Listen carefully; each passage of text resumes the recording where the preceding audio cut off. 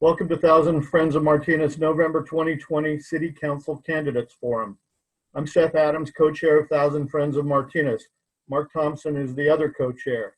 Among our steering committee members here tonight are Mark and myself, Dan Barrows, Sherida Bush, Kay Cox, Tim Platt, Lynn Stevens, and Harlan Strickland. You'll see more of the forum on a desktop computer or a laptop. In the upper right-hand corner of your Zoom screen, please choose Gallery View. Mark Thompson will show you a short PowerPoint presentation about Thousand Friends of Martinez and our goals, and then I'll ask questions of the candidates. The forum will last no more than 1 hour. This election, Martinez will vote for city council candidates and school board candidates in districts. For city council, the mayor runs citywide, while the other 4 council members run in districts. This election, just District 2 and District 3 candidates are running. For Thousand Friends endorsement process, we sent all of the candidates questionnaires and we held endorsement interviews. Not all candidates responded. Although we've endorsed 1 city council candidate, 3 school board candidates, and a candidate for board of supervisors, part of our mission is public education about candidates in general. Tonight's forum is for city council candidates in District 2 and District 3, 5 of whom have said that they will attend and who are in fact here. Not all of them filled out our questionnaire, but the questionnaire forms the basis of the forum tonight. The candidates for District 2 are Daniel Leahy, Alicia Rain Marizani, and Mark Ross. The candidates for District 3 are Nora Lee Gipner and Brianne Zorn. We'll make the questionnaires public after the forum, along with the recording of this Zoom event. Each candidate will get 90 seconds for an opening statement. Then I'll ask as many questions as we can fit in, and each candidate will get 60 seconds for a closing statement. Each candidate will answer the same question, so we'll shuffle the order of the districts and the candidates for each question. Each candidate will answer the same question and have 60 seconds to answer. At 45 seconds, Lynn Stevens will hold up a yellow card, and at 60 seconds, a red card. If the candidate goes on much longer, they'll be muted and we'll have to turn their audio on back on for the next question. 5 minutes before the end, each candidate will be given a minute to sum up, and I'll make a short announcement. If there's time at the end, we may ask questions that members of the public submitted or ones typed into the chat box, but I doubt we'll have extra time at the end. This is a lot of shuffling speakers, so please bear with us. I'll announce each questioner and the order of the candidates at each question. Candidates, as I said, please use the gallery view to watch for Lynn's yellow card for the 15-second warning and the red card to end your answer. So now Mark Thompson will share a short PowerPoint about Thousand Friends of Martinez. Okay, hang tight, guys. Let me get this all up and running.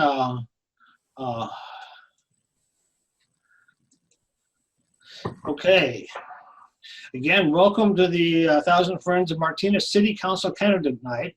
Again, I'm Mark Thompson, one of the co-chairs of the Thousand Friends, and we have all 5 city council members here tonight, or candidates, excuse me, with us tonight, and we'll be introducing them shortly. Before we go into this session, I'd like to talk to you a little bit about what Thousand Friends is up to and what we're doing. I'm going to move on to the next slide here, I think. Oh, yeah. Okay, so we've been around for a few years now and have given some thought to what we're striving for in Martinez. There's a lot of words on the screen. If you want to read them in detail, I suggest you go out to our webpage at thousandfriendsofmartinez.org. But as we go through the slides, you'll see more of what we're talking about here. I'm going to move on. So a key element of what we're looking for in city government is transparency.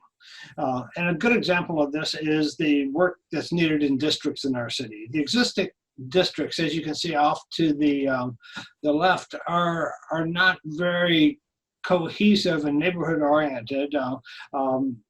And in fact, I think they're illegal under state law now, or not. They couldn't be drawn this way under state law now. So we really need to do that again, and we recommend that a independent districting committee be put in charge of making sure those districts are fair. We also feel that our committees and commissions would have a broader perspective if the entire city council was responsible for the selection of the city commissioners rather than just the mayor. We think that gives us a better balance. Okay, and there's an ordinance about redistricting that's in front of the city council that we would like them to consider. Okay, next slide. Okay, another busy slide. By the way, this is all on our website here. Our general plan is seriously out of date. The update process has been going on for about 10 years. At this point, it's just time to start over and do this again, including public input. We've got a city economic development action plan, and we'd like to see that put into place and use some smart land use planning with the emphasis on job creation downtown, as well as the rest of Martinez's neighborhoods. We still want to keep the historic small town feel of Martinez and feel like height, density, and parking are important parts of the solution that we don't want to ignore. But climate change, it's here. We can see the impacts of it. We've got to factor this into our general plan and elsewhere. The effects of climate change in Martinez are here and happening now, and they're only going to get more pressing to all of us. You know, sea level rise and impacts of increasing wildfires are two areas that come to mind right away. Okay. As many are in Martinez, we're strong believers in open space and parks. Measure I, preserving parks and open space, was passed by the voters and needs to be fully integrated into the general plan. We think that Alhambra Hills is an important acquisition for the community to make, and we support a bond measure for this purpose. So we just think that that needs to be acted on before it slips out of our hands. It's just too good of a property to let go. And as far as Pine Meadows go, we support the three-party agreement with the developers, the city, and the Friends of Pine Meadow. And we also are looking toward the East Bay Park District and others in the area to protect some of our sensitive properties and acquire them as they can. Okay, so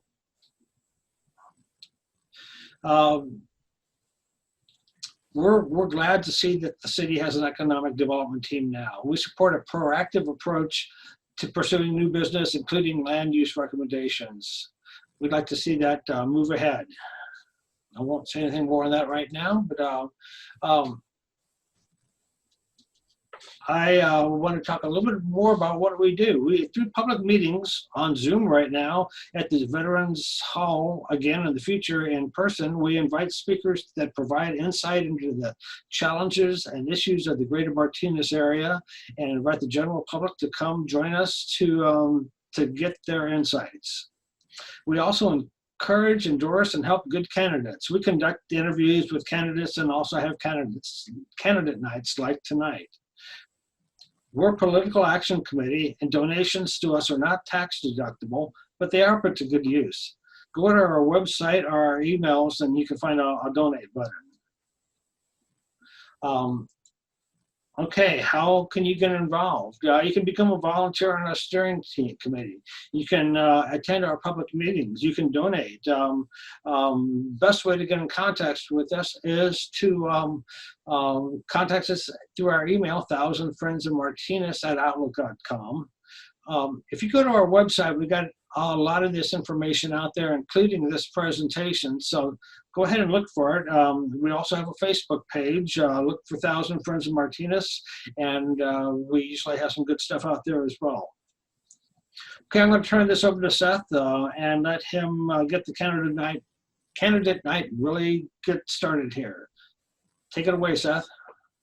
Stop sharing your screen, Mark, and each candidate will have 1 minute to introduce themselves, starting in District 2 with Daniel Leahy, then Alicia Rain Marizani, then Mark Ross, followed by District 3 with Nora Lee Gipner, then Brianne Zorn. So, Daniel. Hold on, let me get him. There, he's on mute.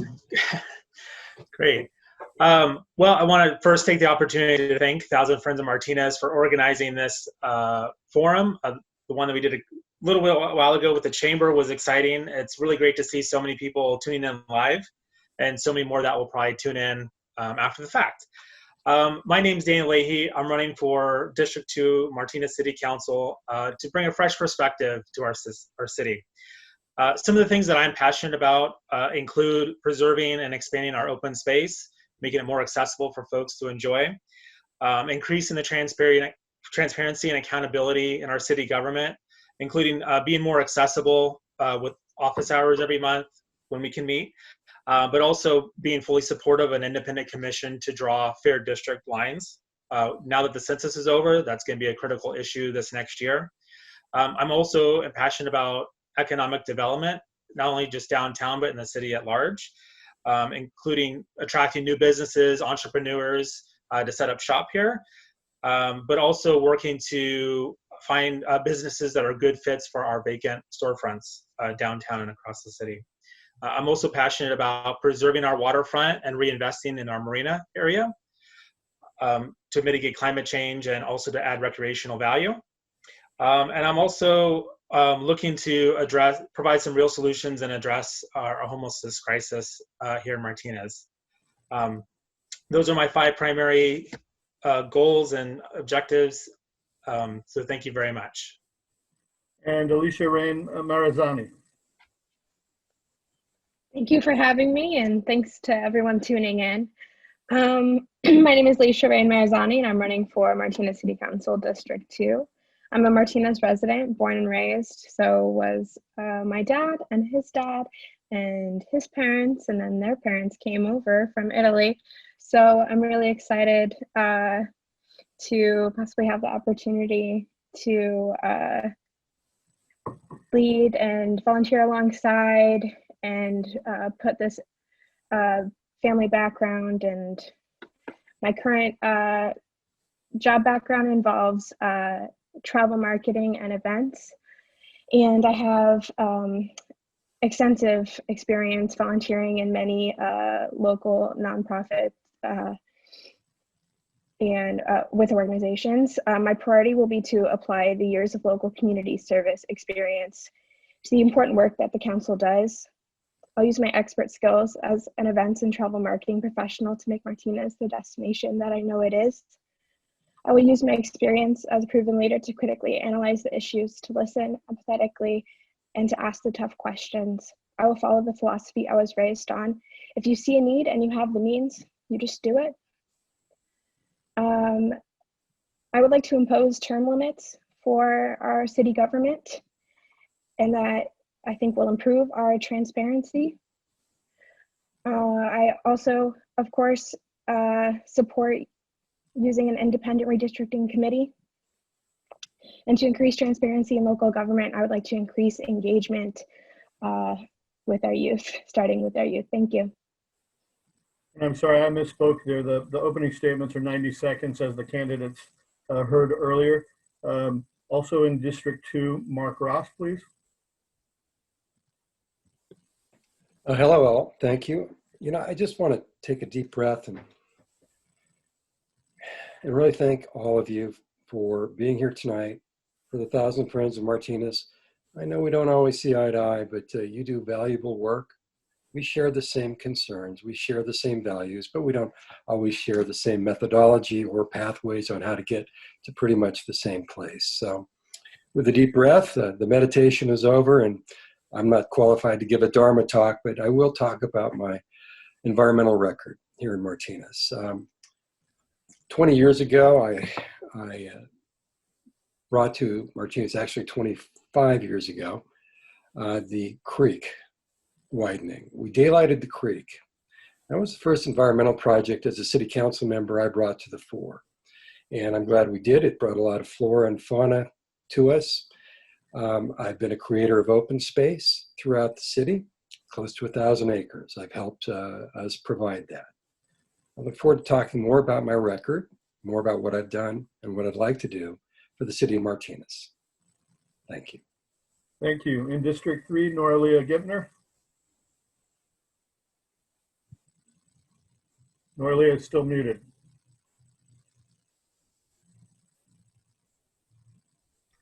I will try hard not to do that all night. Well, my name is Noralia Gibner, and yes, I'm running for District 3, and I'm a 4th generation Martesian. My first term in City I was able to work on many projects. I ran Measure X, that is a half-cent sales tax measure that kept our services in the city the same. If it hadn't passed, financially we would have been in a lot of trouble. I was also able to bring styrofoam recycling to Martinez and a city council booth to our farmers market twice a month. I was also able to solve many neighborhood problems throughout our city. I am known for my direct and honest approach in getting things done. I have lots of passion and love for my community and the people in it. I give my phone number out freely so people can call me when they need to, and they do. I am a small business owner and have had 2 businesses in the downtown. I'm well aware of the hardships of having a small business. I believe in collaboration is the only solution to tough problems. That's why after years of rising homelessness, I stepped up and brought together local faith groups, nonprofits, and our police department to help keep some of our homeless people off the streets and into a shelter of their own. And from there, some of them are able to move on, and some are able to get resources to move on. I'm an experienced leader and believe that that's what we need right now, and someone who can hit the ground running, and that is me. Thank you. Thank you, Noralia. Also in District 3, Brianne Zorn. Hi, everybody. Thank you for having me. My name is Brianne Zorn, and I am running for City Council District 3. If you live in District 3 by now, you should have seen a postcard on your doorstep, maybe received an email, probably seen my signs around town, or maybe you've just chatted with me at the farmer's market. If we've talked, you'll know that my priorities are the parks, waterfront, and open space, fair representation and redrawing our voting districts, advocating for diversity and supporting our local businesses, both downtown and across town. If you know me, you know that I have been proud to live in Martinez since the very first day that we moved in. There's something special about living here and being part of this community. When you're hiking in Briones and you see others, you kind of nod and wave and say shh, not to pass the secret on to others. So it's clear I have a passion for Martinez. So what skills and background do I have that I bring to the table so you can be confident that I will be a good city councilman? I am currently a wetland and environmental scientist. I currently work in the for-profit sector, but I've also spent many years in nonprofits, both as a board member as well as an employee. I know how to balance a budget, and I know how challenging that is. I know how to hire and manage staff. I know how to coordinate events, and I've participated in negotiations. I've worked on public advisory committees, including the PRMCC, the Parks Committee, and so I know how the city works. I'm a mom and a stepmom, and I've served on the Las Juntas City Council, so I know school. I bring a unique environmental perspective to decisions that we need to make moving forward as a city. And lastly, I'm proud to be the only candidate here tonight that was endorsed by Thousand Friends of Martinez because my values align with theirs and yours who are on the call tonight. I look forward to this discussion, and if your questions aren't answered, please feel free to reach out to me, bree@district3.com.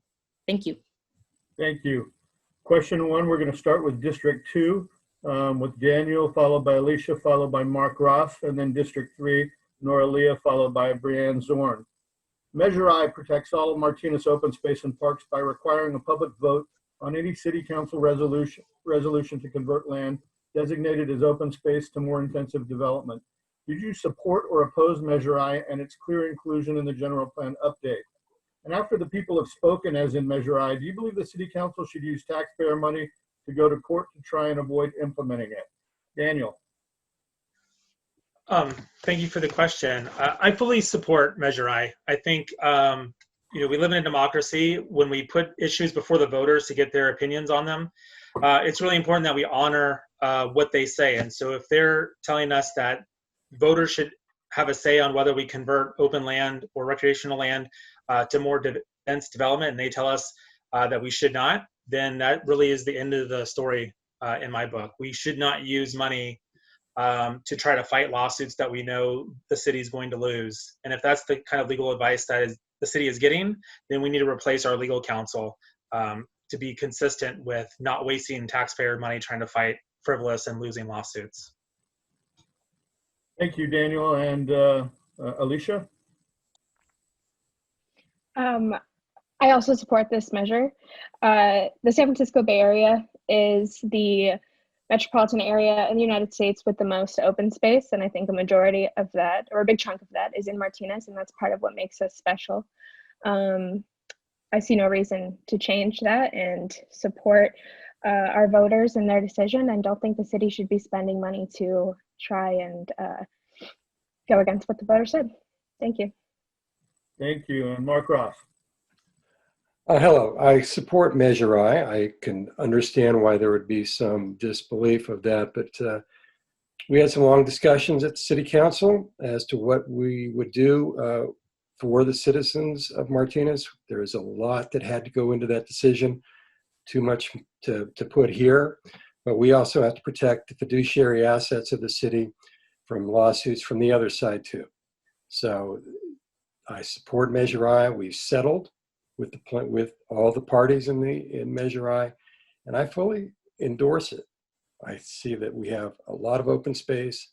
It shouldn't be taken away by the will or whim of any city council. I know I won't be part of that, but I can understand the concern of it being down the road in future councils.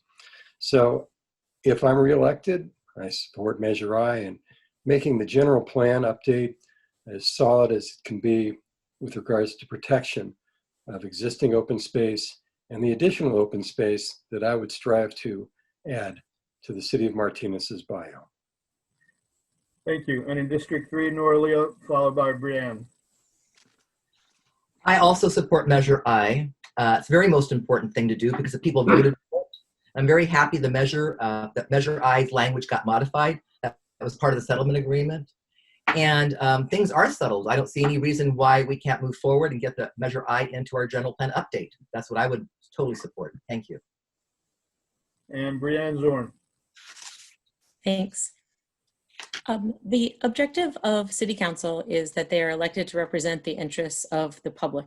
The public has made it very clear by passing Measure I that they're interested in preserving open space, and they want to ensure that there is not development in this open space unless everyone agrees to it. So I think that I fully support Measure I, and I think it is imperative that whoever is elected into our City Council honor that decision, honor the settlement as the current council members mentioned, and then take the intent of this and protect our open space moving forward. Question 3, we'll start with question 2, we'll start with District 3 with Brianne, followed by Noralia, and then Alicia, followed by Mark, Ross, and Daniel. Redistricting. What is your opinion of our current districts? Would you propose and vote for an ordinance establishing an independent redistricting commission? Would you support an initiative to require an independent redistricting commission? From District 3, Brianne, followed by Noralia.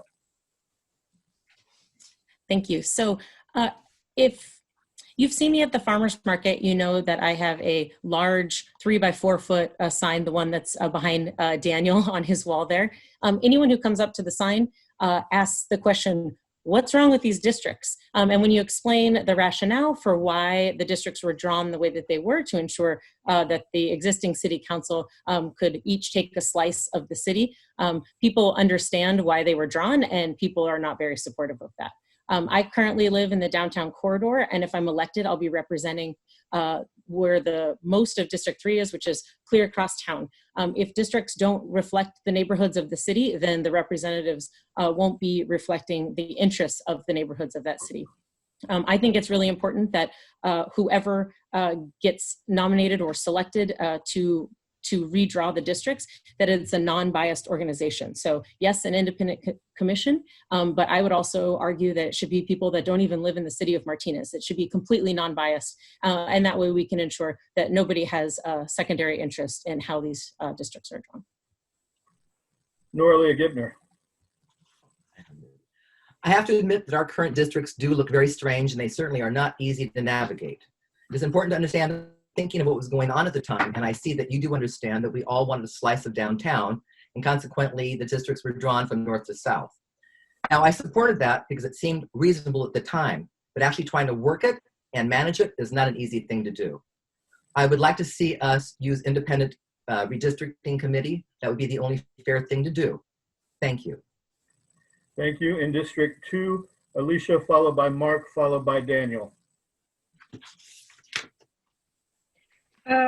Yeah, an independent redistricting committee is a no-brainer for me, and I'd like to also ensure that with each new census and redistricting going forward for the rest of Martinez's future, we ensure that the redistricting is done independently, because the issues that I'm facing as a resident in the Morello area are very different than the issues that someone who lives down by the water or even closer to the refinery are facing. And we all deserve someone who represents us and understands the issues that we're going through and understands the unique things that our neighborhoods face that are different than the ones that are clear across town. Thank you. Thank you, Alicia. Mark Ross.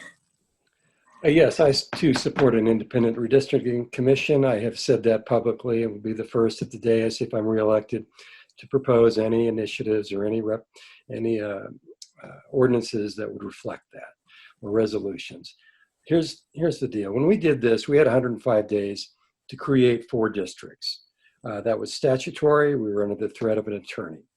The main purpose of the CVRA, which was the law that was foisted upon us, was to protect the Latino vote.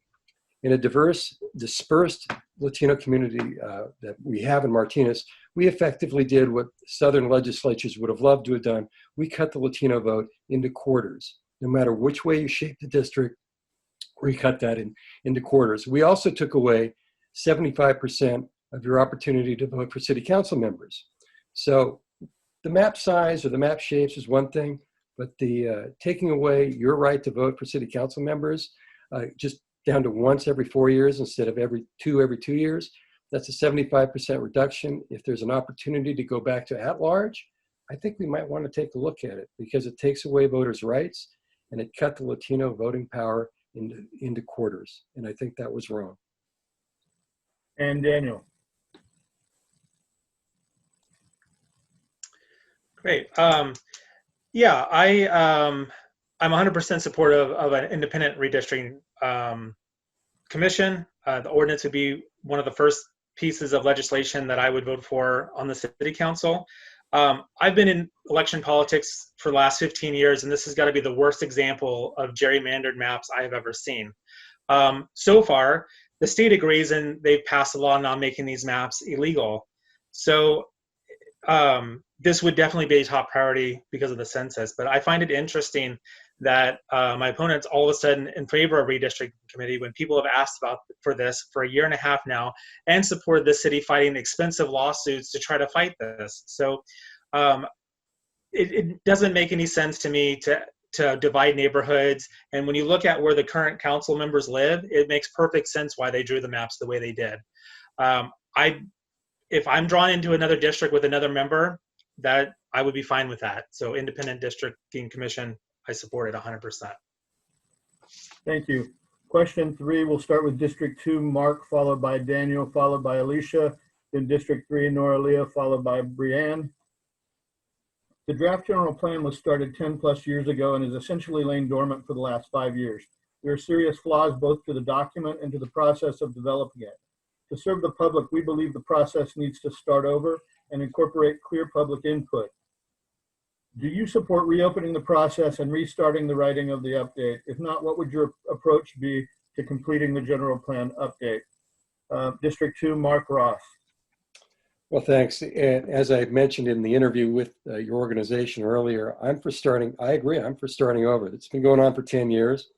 I've never really liked the process. I don't like the semi-results we have so far. I'd like to embed the sanctity of open space. I think that there can be a much more mindful, and I mean that in the most serious sense, mindful approach to our zoning. Right now, it's kind of a haphazard mishmash, as it is in many other cities. We're not unique in this. It's a planning document that's made and decided on at 10 or 11 at night when the final version comes up.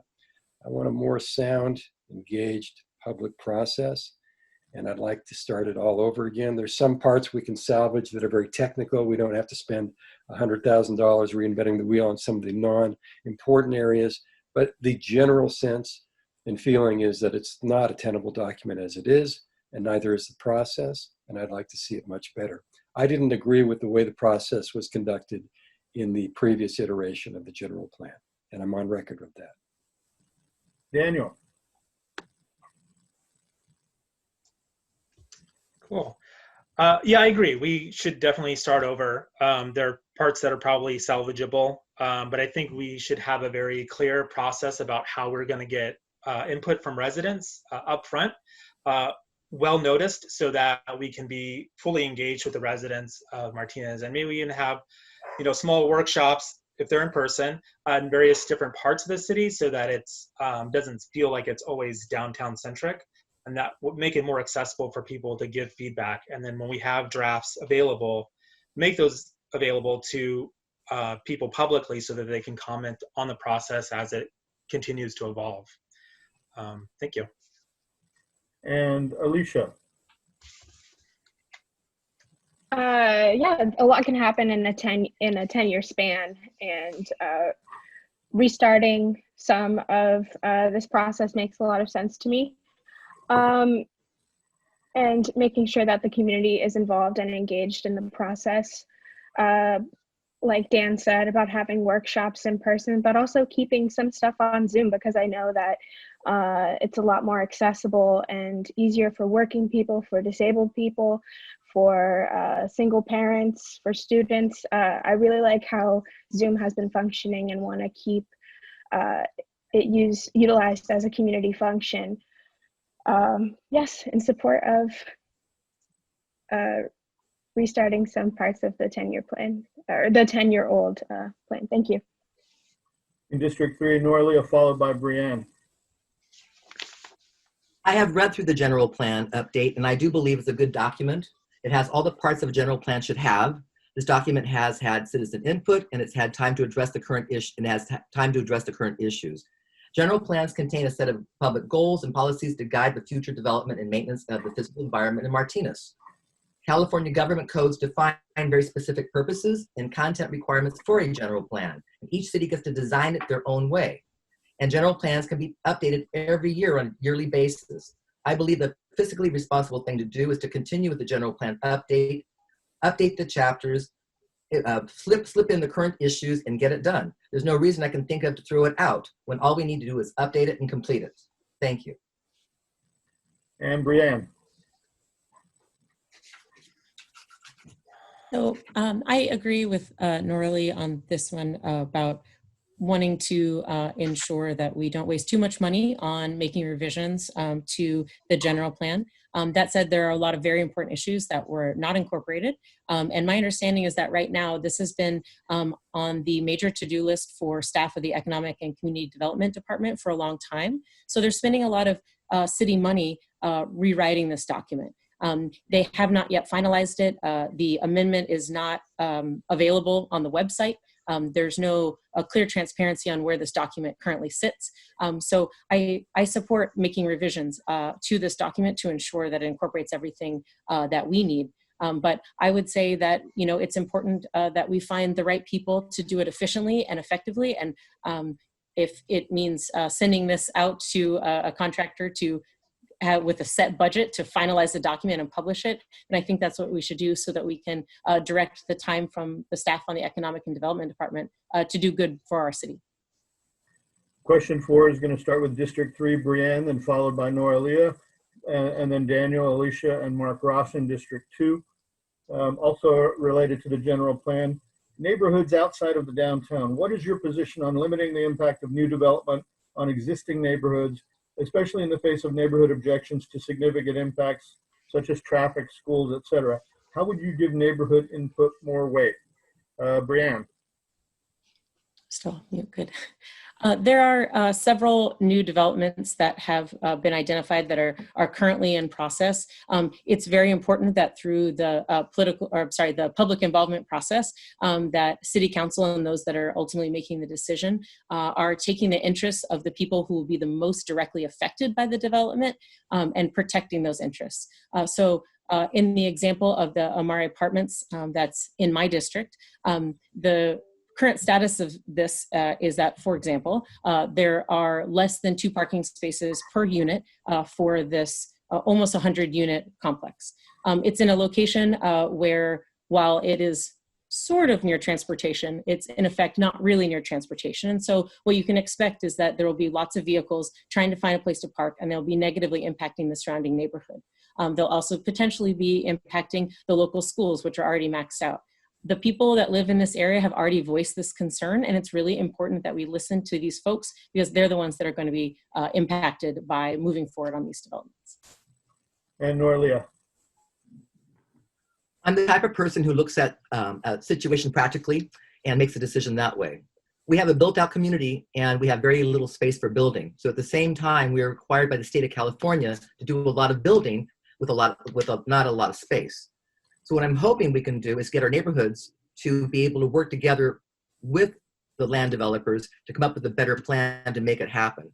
I do believe a neighborhood should have more say-so because they're the ones being affected. But I'm hoping that the landowners would work more with the business, with the neighborhoods. So I think until we start having more open communication on both sides, we're always going to have these problems. Thank you. In District 2, Daniel, followed by Alicia, followed by Mark Ross. Cool. Yeah, I've heard a little bit about this while I've been walking out in the neighborhoods canvassing. And I think we need to make decisions that look at not just at the short term, but the long-term impacts as well. I think this Maury complex is a good example where we know people drive more cars than they'll have spots available. So unless we're going to work out something with the neighborhood, we really need to address infrastructure needs. Like, how is this going to impact schools, our sewer system, our water systems?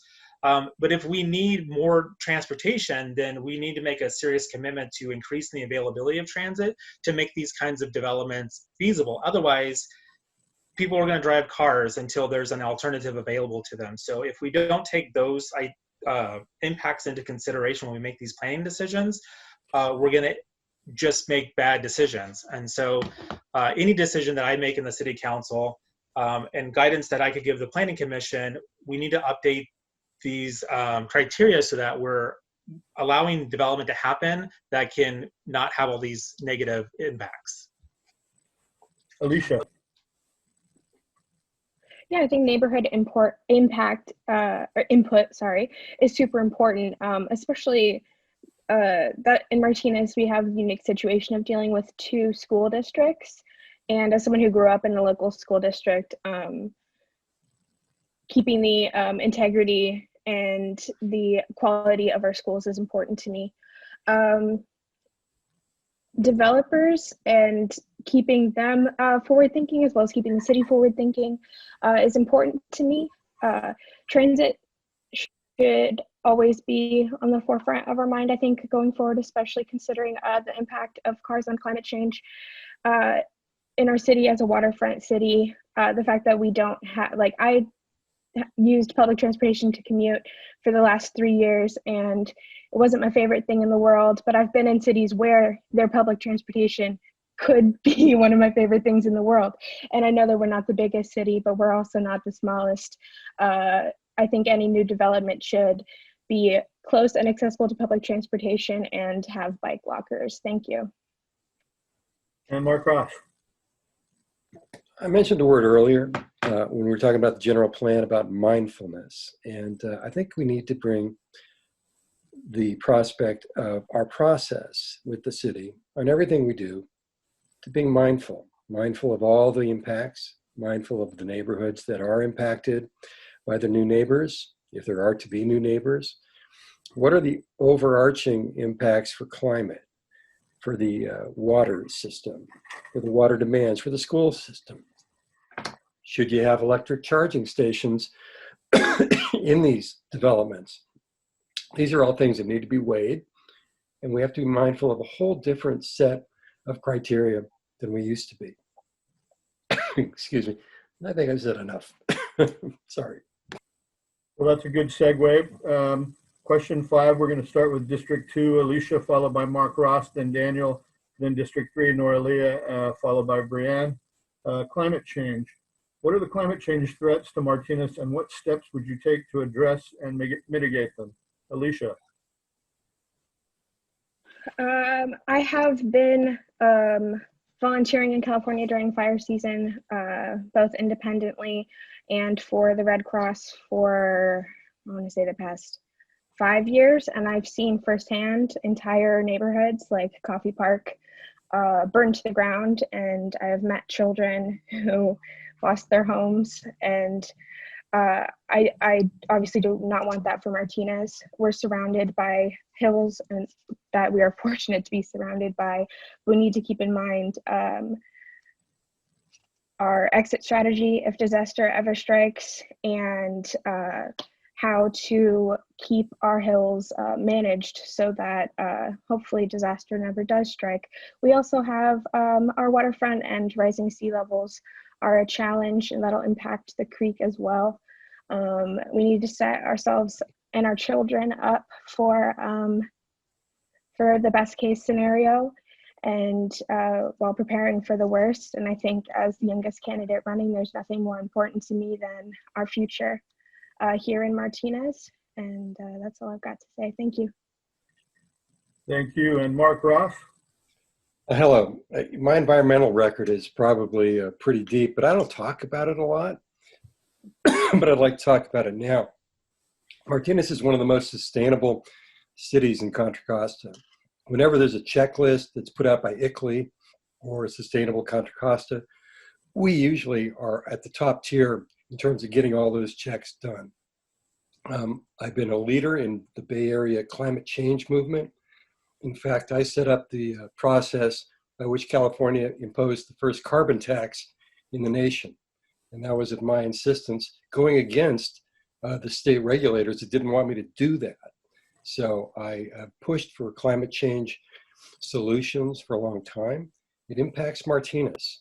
As my previous colleagues here, candidates have said, Martinez could be very impacted by fire. We've been fearing this for a long time, and it's still there. Climate change is real. It's real for Martinez, and I've been a leader in climate change battles for a long time. Thanks. And Daniel? Great, thanks. I mean, this is probably one of the most important issues. You know, I'm raising a daughter here in Martinez. You know, in 30 years, the city thinks that we might see a 3-foot sea level rise. That may seem like a long time, but that'll make my daughter as old as I am now. So it's not that far off. I think we have two real threats. We have wildfire, which is now a season, unfortunately. And with that sea level rise, we're going to see more flooding risk, not just by the waterfront, but along Alhambra Creek as well. So unfortunately, I'm not a climate scientist, but what I think we should do is we should empower our Parks, Rec, and Marina Commission to form a task force of experts that we need to let us know what it is as a city that we need to do to prevent or at least try to mitigate some of the impacts to climate change. With those experts, the city could then take action, and it's never going to be any less expensive than it is now to try to begin mitigation. In District 3, Noralia, followed by Brianne. The biggest problem Martinez faces is flooding at our marina along the land where the creek flows. I'm not sure how you address something as huge as that. I don't think we're capable to build a dam to protect ourselves. It took Measure D just to get our roads fixed. I know my city's been working hard at conservation. They do all kinds of measures and do well at it. You know, I have a hybrid car personally. I've gone 100% green with my energy. I recycle, I organically garden. You know, I reduce my plastic use. I think that all citizens have to work hard at climate solutions, and each country has to work harder and do their part, including our own. And I think a task force is a really good idea, Daniel. Thank you. And Brianne. So as several people have said, the waterfront is very susceptible to flooding and sea level rise. The important thing for us to remember is that we have control and can make decisions based on this knowledge. So if you look at the FEMA flood maps, the potential flood level is not just to the train tracks, but it continues up the creek, as other people have mentioned. And if you've lived in Martinez long enough, you've definitely, lived, well, you don't have to live in Martinez very long. You've lived through a flood of the creek, right? So it's really important that we make our planning decisions based on that knowledge. As we're moving forward with the waterfront master plan, that's going to be starting very soon. We need to make sure that this knowledge is at the forefront of some of the development decisions that we make down there. A lot of different ideas have been put forth, but we need to make sure that we're making that decision in the context of the climate change effects of sea level rise and flooding. Thank you. Question 6 is going to be started with District 3, Brianne, followed by Noralia, and then Mark, followed by Daniel, followed by Alicia. It's about economic development. Martinez will have an increasing need for a more viable business sector. The oil industry is changing and offering less employment opportunities while the trend to remote work increases. While empty storefronts throughout town are a problem, the issue is much broader. What ideas do you have to enhance jobs and economic viability of Martinez in line with the Economic Development Action Plan? And District 3, Brianne, followed by Noralia. I know a lot of us have talked about this during various forums and even just at the farmers market when we're, brainstorming ideas. I think it is a disservice to Martinez that we have so few businesses that seem to take up so much of the jobs here. So it is very important that we continue to expand the jobs that are offered in our town. I think we should be diversifying the businesses and the industries that we're trying to attract here. And I, give kudos to the current city council members for when they've tried to do that. It's important for us to think about how, if it's possible for the Martinez refinery, if it were to shut the doors, how would that impact our city? If we wait until that day comes, it will be too late. So we need to make sure that we're starting to invest in this. And as to what Alicia said earlier, it's important to remember that we don't necessarily need to be attracting brick and mortar these days. We've shown that people can work from home. We've shown that people can telecommute and that we can make decisions based on that, making it easier and more conducive to work from home for people that are living in Martinez. And that in of itself will help create jobs. And Noralia. I would work very closely with our local refining company to switch to a green business. That would be the first thing. Before they go defunct, that would be important. I would also work towards building a high-density transit housing development in the downtown area to support our downtown. I would also like to see Main Street close every Friday, Saturday, and Sunday until noontime, so all businesses have an opportunity to be outdoors, much like Europe does. People seem just to love that. And I'd also like to bring on a few more cannabis businesses. They seem to be doing wonders for our economics in Martinez. And we haven't even had not even a complete half year yet. Thank you. And in District 2, Mark Ross, followed by Daniel, followed by Alicia. Mark? Yes, and pardon me for coughing so much, just got a tickle in my throat.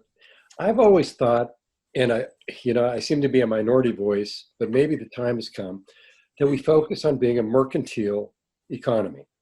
A mercantile economy is like they have in Europe, where you go down to the corner store, you get the bulk of your goods from within a mile of where you live. The services are very local, super local to you. And we can do that in our 5 different commercial districts in Martinez. We still have that ability. And Martinez is a canvas waiting for the new type of thinking to come along. Again, if we're mindful, if we don't follow the usual paradigms that and the pablum that past cities have gone down, we can carve a different path for Martinez. We are uniquely situated to embrace the new type of era that COVID is going to change this economy into, especially in the Bay Area.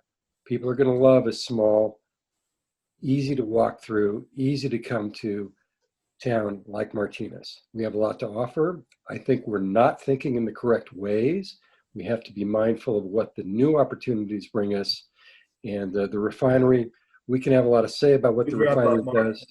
Thank you. But it's really not up to us. And Daniel.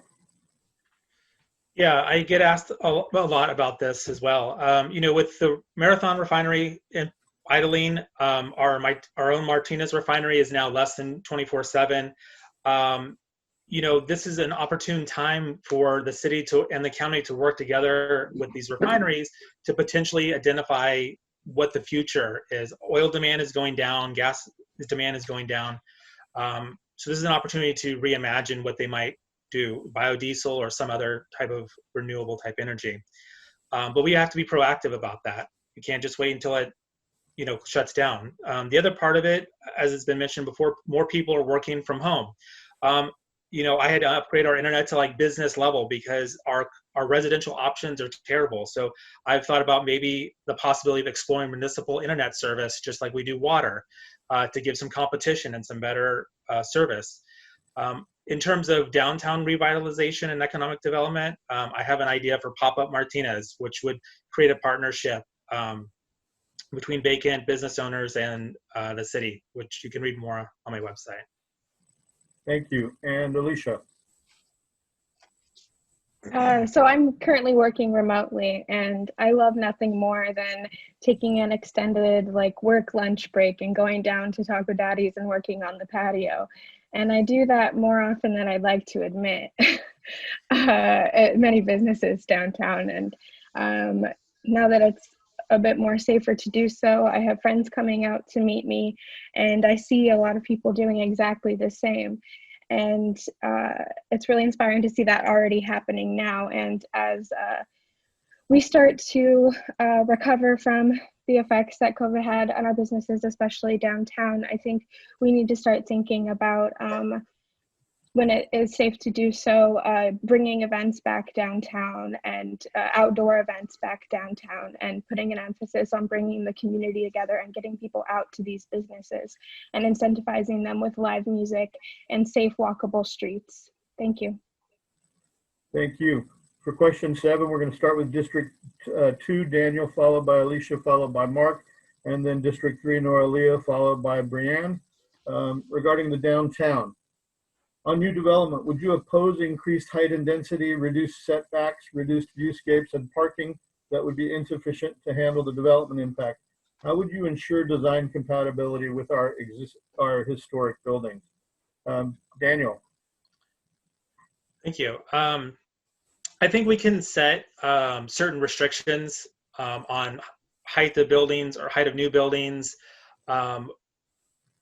design compatibility standards so that new buildings that come into downtown look kind of consistent with the buildings that are already there. And we can also set density guidelines. And these are all things that can be set to the Planning Commission so that things that want to, ideas or people who want to develop something downtown have a strict set of guidelines that they can work with to even come to the table. But I think, just as I mentioned in the previous question, I think when we take a look at any type of development that's going to happen in any part of the city, and especially downtown, we have to look at all of the impacts. Do we have the transportation infrastructure? Like, the streets downtown are not going to get any wider, right? So if the new development is going to cause a lot of traffic, that may not be consistent with what we can do, and it may have a lot of detrimental impacts to businesses and other residents downtown. So all of these things need to be taken into consideration before we approve anything downtown. And Alicia? I've always said I'm jealous of Benicia because they have a view of Martinez. And I think that we need to keep the Martinez skyline looking beautiful. And going forward, I think input from the community on future developments is important. Unfortunately, I think a lot of the county buildings downtown are already aesthetically not pleasing to the eye. So I don't think we could do worse than some of the existing buildings, but going forward, we should keep around the theme of our existing historic buildings. I've also been a huge fan of taking Amtrak to places like Emeryville to their public market and Jack London Square for the Eat Real Festival and stuff like that. I think that we need to work on getting folks from the further west part of the East Bay taking Amtrak this way and putting a focus on our public transportation working both ways. Thank you. And in District 2, Mark Ross. And here's that word again, mindful. So we talk about residences being close to transit. Well, we have a transit center. The scope of the shape of the downtown is going to change in the next few years. The county administration building, the 11-story building, it's going to be gone. So the whole viewscape of Martinez downtown is going to change, and we're going to want to preserve that. We're going to want to make the building heights commensurate with each other. We're going to make the styles complementary to each other. We're going to have a mix of residential and retail below. We have a whole new opportunity here, and we have transit right there. I'm hoping also, we keep hoping for ferry. We keep hearing it's coming. So we have a mix of transit options that can make people have a walkable, mercantile-oriented society in downtown. We can boost up the population a little bit so that our storefronts can actually survive, and we don't have to have people drive in for them to rely on drive-in consumers to keep them afloat. We have a lot of options. We just have to, again, be mindful, pick our way. We're a smart community. We can do that. And Noralia, followed by Brianne. I support a high-density, transit-oriented housing project downtown that is a few blocks away from the train depot with every county connection bus line going through it. Not to mention a bus line from Solano County and Napa County going there also. This would be an incredible opportunity to create a walking community that uses public transportation. Building such a project relieves the pressure of building homes elsewhere, at the same time fulfilling our state requirements for housing. I envision having underground parking at this facility. It may cost more, but is necessary so we don't impact the surrounding neighborhoods. This project would also support the downtown with much needed cash flow to keep it healthy. Having had 2 businesses downtown, I clearly understand how much income it takes to keep it going. I can guarantee you the businesses downtown are not making enough money at all. Even before the coronavirus hit, there were businesses down there struggling. There are very few infill areas available downtown, so we do need to be very careful how we fill them. The last few years, we have had some buildings, county buildings, come up in the downtown area, and I believe they do blend in nicely with our inventory. So I would say the Design Review Committee is doing a pretty good job. I believe things look nice and compatible with our historic buildings. Thank you. And Brianne Zorn, this is going to be the last answer to the last question. We decided meetings over an hour are deadly. And so after Brianne's answer, we'll have closing statements by the 5 candidates. Brianne. I think that most people in the city of Martinez are in agreement that the downtown corridor of Martinez could handle increased development and increased density. That said, there is definitely a disconnect between what some people on city council think as a dense number versus what members of the public think are a dense number. And we have to make sure that first and foremost, we are preserving the quality of life for the people that live in and around the downtown corridor. So if we can limit the number of units to make it a nice, healthy, dense community, have, as Mark said, have residential units above retail to increase the number of people who can be spending money downtown. Do like what Noralie said, making sure that we're regularly closing down our streets to make our city walkable. We're supporting the transportation hub that will increase use to make this all a much more livable city. I fully support that. That said, we want to make sure that we maintain the charm of downtown. So the setbacks, the height, the overall design of all of these buildings needs to be consistent with what the city currently looks like. And we definitely, as people have said already, need to maintain these viewscapes. Otherwise, we have kind of defeated the purpose. And lastly, well, I guess I'm red, just kidding. Thank you. You'll have an opportunity in just a second. So we're going to have a couple of comments after the candidates do their closing statements. And we're going to start with District 3, Brianne, followed by Noralie. District 2, Alicia Rain Marizani, followed by Mark Ross, followed by Daniel Leahy. And then just about 60 seconds of comments after that. We appreciate everyone who stayed, and almost everybody who showed up has stayed for the entire forum. And so we appreciate the candidates for being here and you all for participating. So in District 3, Brianne Zorn, followed by Noralia. Thank you. So I just wanted to wrap up the evening saying thank you to everyone for participating this evening. We are wrapping up 2020, not with a bang. 2020 has been really hard on a lot of businesses, and I think it is really important that whoever gets elected onto City Council, that we are prioritizing our small businesses, whether it be the downtown small businesses or the small businesses that are located around the city. It's important that we are communicating with these business owners, asking them what they need, increase communication and support them so that way when 2021 starts, we can start strong.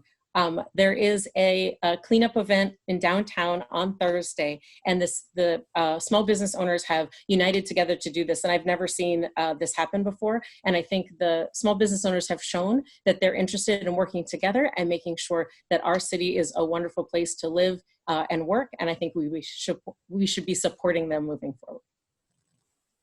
Also in District 3, Noralia Gibner. First, I'd like to thank Thousand Friends for having this forum. It's been an honor to serve my community as a city council person for the last 3.5 years. We have revitalized our downtown and we're boosting them up again. We've done a good job with our road improvement projects, and at the moment we have a balanced budget, but there's still so much more to do, especially after COVID-19 is through. That's why I'm running for re-elections, to continue the work we have started. I'm a worker bee and always have been. That is how I roll. When I'm working on a project, I'm relentless, and anybody can tell you that. I will get it done. Plus, I'm good at working as a team, and I believe we need a strong team to navigate the stormy waters the next 4 years. I believe I'm the right person to make that happen. I'm an experienced leader and have proven that. I'm always available to my constituents. I'm the strongest voice for progress on the city council, and I hope I have earned your support. Thank you. Thank you. In District 2, Alicia Rain Marazani, followed by Mark Ross, followed by Daniel Leahy. Alicia. Thanks for having me, and thanks for everyone who is tuning in. I would like to start my closing statement by saying that this is my favorite quote in the world. I want it on the record that I want it on my headstone. Volunteering is the ultimate exercise of democracy. You may vote one time a year or every few years, but when you volunteer, you vote every day about the type of community you want to live in. And I think that that's especially important in Martinez, where we have so many volunteering opportunities and so many different ways that you can pitch in. And I've grown up with that philosophy and will continue to live in Martinez with that philosophy. As someone who is a renter and does not own a car, I'm a transit-oriented individual, and I like walking places and taking transit when possible, though it's not easy in Martinez. I think that creating the type of community I want to live in that is transit-oriented and community-oriented is important to me. My campaign hosted a cleanup last Saturday, and I'll be at the one on Thursday, and I'm really excited to make Martinez the kind of community I want to live in. Thank you. Thank you. And Mark Ross, followed by Daniel. I want to thank all my fellow candidates and the 1,000 Friends of Martinez and all the people who are participating tonight. Thank you for taking the time out of your life because you care about Martinez. I've been here a long time, so have the oak trees. And the oak trees are what make Martinez, part of what makes Martinez special. They belong here, and creating that sense of belonging is part of what a leader does. Whether it's okaying a Black Lives Matter mural or making people feel that they were heard during zoning hearings or general plan update, redistricting hearings, or anything. It's really being mindful, again, that word, about creating a sense of belonging. And that includes all the detailed work that city governments have to do. And I've learned that, and I've tried to abide by that throughout my tenure. I hope by the grace of all of you in Martinez, you give me that chance again. And for tonight, I wish you all a namaste, and I wish you all good luck in your races. Thank you. And thank you, Mark. And Daniel Leahy. I just wanted to take the opportunity to thank 1,000 Friends of Martinez again, the other candidates in the races, and of course, all the audience for sticking through and listening to us drone on about all this stuff for the last hour. Thank you so much for hanging out with us. Martinez is a special place, and I hope to bring some of the problem solving and critical thinking skills that have made me a good debate coach over the past 10 years to solving problems in Martinez. You know, normally I pride myself on meeting all my time limits as a debate coach, but I just wanted to point out that the one thing I couldn't finish was my pop-up Martinez idea. It's on my website. All of my ideas are on my website. That can be found at www.dan4mtz.org with the number 4 in the middle. It's all on there. Any questions that you have about any of the ideas that I have or issues that may concern you, feel free to reach out to me. I hope that I've been able to give you some information tonight with the questions that were asked, and I hope that I've earned your support and your vote in this election. Thank you. Thank you all to the candidates. We'd really like to thank them for stepping up. It takes a lot of gumption to run for political office. We'd also like to thank our incumbent elected officials, especially in the time of COVID. They're doing a lot of work, almost all of it volunteer, to help make our communities good. And so we really appreciate all the work that they do for us. We'll point out that the mayor's race in districts 1 and 4 will be up for election in 2 years, and people should start thinking about whether they might want to run in that election. You can also volunteer and help 1,000 Friends of Martinez. Go to our Facebook page, please, right now for the most up-to-date news, 1,000 Friends of Martinez, or our webpage is thousandfriendsofmartinez.org. Thank you all for participating. Martinez is a community of people who are involved and love Martinez, and we're trying to do our part to elect better candidates and to get our various agencies to focus on 3 important issues: the environment and conservation, good government and transparency, and the quality of life of Martinez in the greater Martinez area. So we appreciate everybody who helps, and we can always use more help. And I'd really like to thank the steering committee members who helped put this together and participated, especially Mark Thompson for the PowerPoint and Lynn Stevens for the timekeeping. Thank you all, and we'll have this on our e-blast and our Facebook page within a week. Good night.